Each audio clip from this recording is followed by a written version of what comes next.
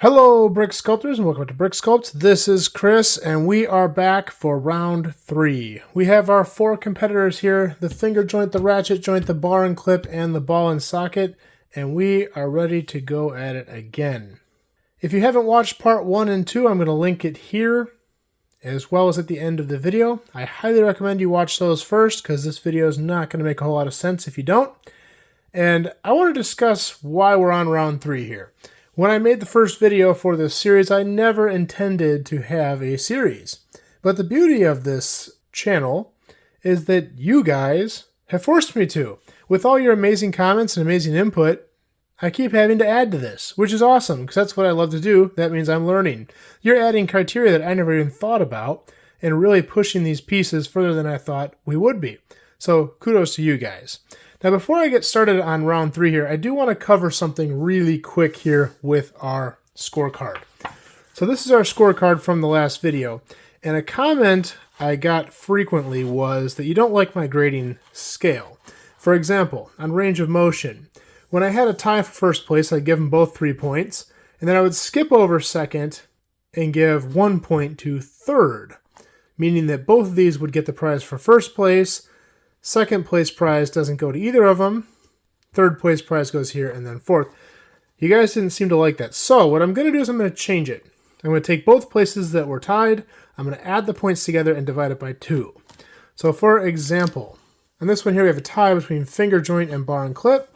So instead of getting both 3 points, both are going to get 2.5 points. I'm going to do it throughout the whole scorecard. So let's go ahead and make our updates. So now we can re-add our scores. I'm not going to make the pencil joke again because I noticed that these are probably really hard for you guys to read. So we're just going to go ahead and total them in Sharpie. Sorry, giant pencil. 2.5, 4, 7, 10, 11, 0, and 1, 12 for finger joint. 0, 0, 3, 3.5, 5.5.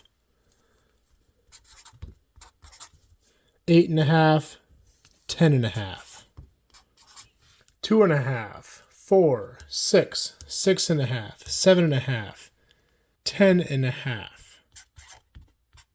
12, 15, 1, 4, 5, 7, 9, 1.5 is 10.5. So though the scores did change, it looks like the places are unaffected. Now, we can't just end there. We have to add some new categories. So here we go. Now, these were all suggested by you guys in the comments, and the ones that I thought were very relevant, I added them here. The first one, availability. And then we also have price, visual appeal, and tensile strength. Now, availability is a very easy one. All of these pieces, besides one, are readily available. Now, I could go on Bricklink and see exactly how many ball and sockets are for sale and exactly how many ratchets, but it's really irrelevant. When you're talking availability with Lego, the question has to be, can I buy a lot of them easily? And with ball and socket, bar and clip, and ratchet, that's true. They're all easy to buy. These are readily available current pieces that you can get pretty much anywhere, so they are all available. The finger joint is the only one that is more tricky to get because it's old and retired, and they are not near as common. So this makes this category easy. Finger joint loses, while these 3 all tie, meaning we have 6 points to disperse between 3 of them, so they each get 2. Now let's talk price. Now I did go through and used BrickOwl and Bricklink to look at prices of these parts, and I think I did a pretty good breakdown. It's a little tricky because you have to consider new and used, you have to consider the colors and the rarity of things, so I basically went just for new parts and looking at the more common colors. One of them only comes in one color, but what they would go for in maybe the first 5 pages of searches. Meaning if somebody's out there selling one for $10 and just being stupid, we're going to ignore that. We're going to look at the first 5 pages of them being sold and see what they're selling for. And here's what I found. Ratchets and bars, both sides of these, obviously you're buying these independently, each side sold for about 2 to 3 cents a piece. So these were the most affordable. The ball and socket was right behind it. The socket side sells for 2 to 4 cents, and the ball side was surprisingly a little bit more expensive. Most of them were going about 5 to 6 cents, and some even a little more than that. And of course, our finger joint, being that it's harder to get and more rare, each side I've seen going from anywhere from $1.50 to $4 or $5, $6, so it is by far the most expensive. So the least expensive, ratchets, bar and clip. The ball and socket, just slightly more expensive, and the finger is our most expensive. Now when we're grading these, unless you're a Lego seller who owns a lot of these, cheaper is better. Meaning that our loser, again, is the finger joint. Our winner is the ratchet and bar and clip, so they're both going to share 5 points. And the ball and socket is our third place. It gets 1 point. Now the next one here, I can already hear the comments exploding. And that's okay, because that's why I love these videos. Visual appeal. Now this, I believe, in all these categories is going to be the most suggestive. Because beauty is in the eye of the beholder. And it depends what you're going for. So I'm going to do this on my criteria, and I'm sure I'm going to get a lot of disagreements, but bear with me, please. When it comes to visual appeal for a hinge like this, what I'm typically looking for is how subtle does it look and how minimal does it look? Like how well can I hide the hinge?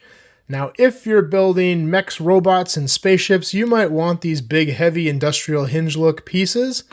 But for most applications, I would argue that's probably not the ideal look that you want. If you're doing detail work, these are kind of obnoxious. So in my book, the way I would rate these in visual appeal, the finger joint, hands down, number 1. It's going to get the 3. To me, the bar and clip is the second best looking. Now you could say these are all about equal in bulk as far as the size. Ball and socket's a little bulkier yet, but this looks more natural. It looks more like something you would see in the real world. If you are going to see a hinge, that's typically what they look like. So I'm going to give that second place. Now between the ratchet and the ball and socket, it's really close. I could definitely go either way on this. I'm going to give an edge to the ratchet because it does lay a little bit flatter. This part of the socket is kind of bulky and ugly. So I am going to give the edge to the ratchet, although I could definitely see that going either way. I do think the ratchet takes this one. So ratchet's going to get 1 point, and ball and socket, 0. Now the last one is going to be the most fun to test. In the previous video, I did strength. And what I did was I extended the hinges out, put weight on them until they fell. Everyone suggested strength, and I didn't test strength, and I was a dummy for not doing it, and I agree, I should have done it in the first video. Apparently that's not what everyone thought of when they thought of strength. A lot of people were talking tensile strength, as in how hard is it to pull them apart. Now I would argue that the strength of the hinge to hold up under load is more important, but a lot of people disagreed. A lot of people thought the tensile strength was more important. So, I created a little rig here to test that. So what I've done, I have an old pick-a-brick cup that I drilled 2 holes in. Shh, don't tell anyone. And I rigged up some Technic pieces to hold it. So this bar piece is going to span across the top of the Technic cup like this. This piece is going to hold the top. Now up top here I have placed a piece of wood with a clamp onto my build station, and that's going to hold the top portion. And then I've taken all of our joints and sandwiched them in between these fixtures, which will allow me to put them into this rig, hang it, and add weight to it until it fails. Now, I did a trial run on this yesterday, and I actually intended to make this video yesterday just to see if this cup was big enough to have enough weight to make this fail. And it is, but I didn't have enough stuff. I ran out of coins, so then I started using wood screws and chunks of metal, and eventually I get them to fail, but it was a miscellaneous of stuff, so it's very hard to judge them against each other. So today, I borrowed this lovely scale, and I'm going to actually weigh the amount of weight I put on here, because visually it's not going to look like much. It's going to be a whole bunch of junk piled in here to get these to fail. So the scale is going to be our judge. So we'll go ahead and load these in here one by one and start adding weight and get them to fail, and we'll weigh them. So the first one here is the bar and clip, but I am going to give these a head start because the amount of weight it takes for these to fail is quite a bit. I haven't actually seen the results. I just tested a couple of them. So I couldn't tell you which one's stronger than the other, to be honest. I'm going to find out in real time with you. Actually, before you, because I still have to edit this. But I'm going to load this giant hunk of steel in here first. That's another welding project. And this will speed up the process a little bit.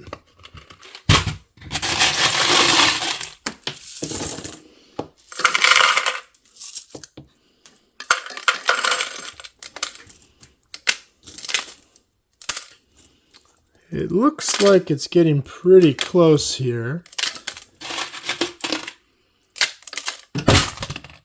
And there we have a failure. So here we go. In kilograms, 1.71. 3 pounds, 12.6 ounces. All right, next up we'll do the ratchets. I'm going to add a little bit more steel to this just to speed up the process because it takes a long time to dump all these coins in here.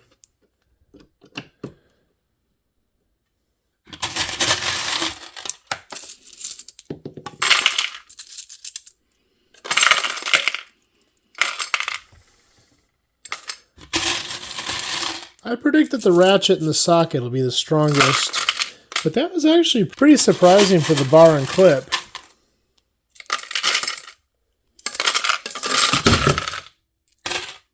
Okay, ratchet, 3 pounds, 14.7 ounces, and 1.778 kilograms. Just barely beating the bar and clip. That was actually a lot closer than I thought it'd be. Up next, the finger joint.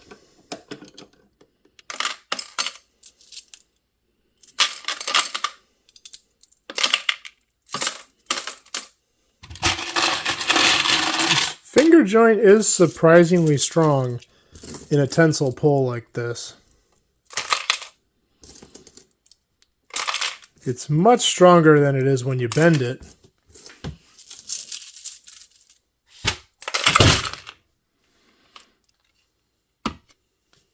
Whoa, the finger joint is the heaviest yet.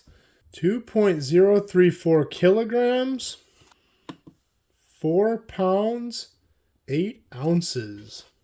That is a surprise there. All we have left is the ball and socket. So here we go.